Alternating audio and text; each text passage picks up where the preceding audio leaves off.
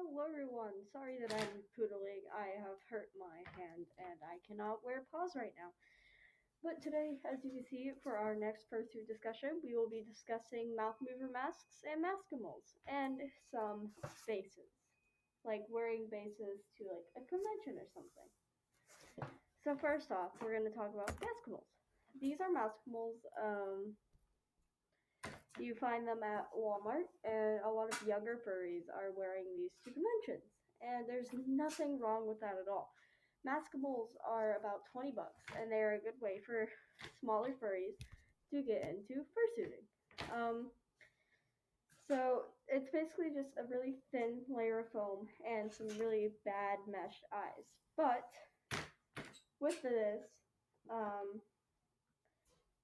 younger furries in the fandom are very, you know, happy to get these because they're very cheap fursuits.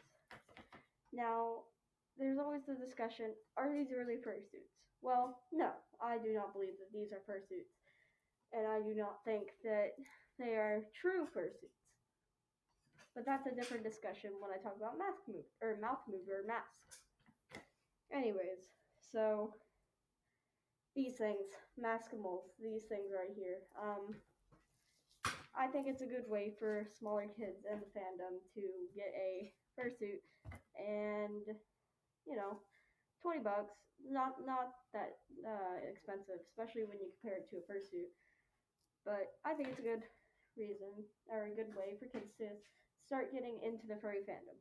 Now, why do I think that they are not fursuits? Well, if you look at them, you can see if you look, they don't really look like fursuits. They're just animal heads. And I think that fursuit should not be $20. But hey, some people might see them as a fursuit, and it's good for kids. Again, these are really good for kids to get into the fandom. But I have some better, more efficient ways of getting cheap heads to get in the fandom. So, Maskimals, I do not believe they're fursuits. And for $20, they're pretty good for a furry. I mean, hey, if you want to get into the fandom, go ahead and buy a Maskimal. But I do recommend these a little more. These are mouth mover masks. And do I consider them fursuits? Yes. Now, they may be $60, but they come in a lot of different variants, as you can see. Actually, as a young furry, I had this one right here. This mouth mover mask right here. Sorry. And that was my first fursuit. I keep doing fursuit because technically these are not fully fursuits, but I consider this one more of a fursuit than the other one. Sorry, I'm just moving my tongue around. Yeah.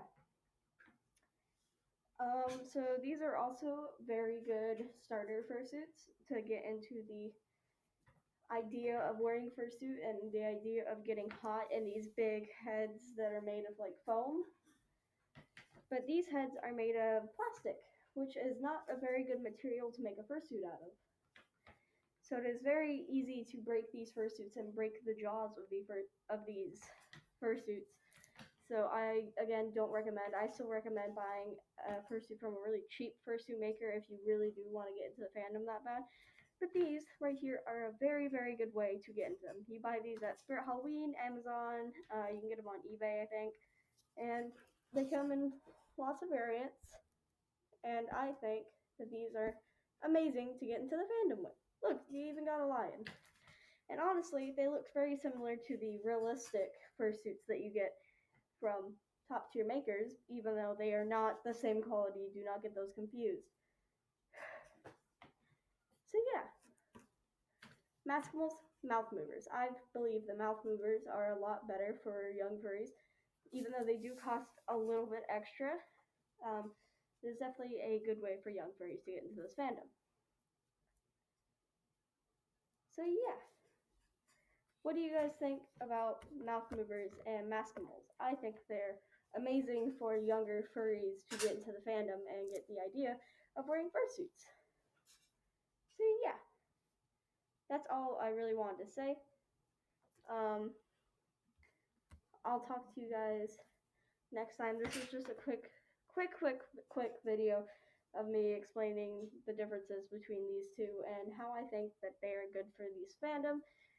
One more thing I want to add, Maskamails. A lot of normal people are buying these Maskamails, and I think it's slowly converting them into the furry fandom, which I think is an amazing thing because younger furries or younger children get these Maskamails and it converts them into a furry, and it's a good way to gain more popularity and more normies see it normal. So yeah, it's been very nice talking about this topic. Make sure to tune in for the next video. I don't know when it's going to come out, but make sure to tune in to the next video. Leave down below what's your worst fursuit experience that you've had, like maybe making one, suiting out in a fursuit, just in general. What's your worst experience in the fandom or worst experience in fursuit? So yeah, it's been very nice doing this video. Go ahead and leave a like, comment, subscribe. Again, what's your worst experience in the fandom? And yeah, Jace out.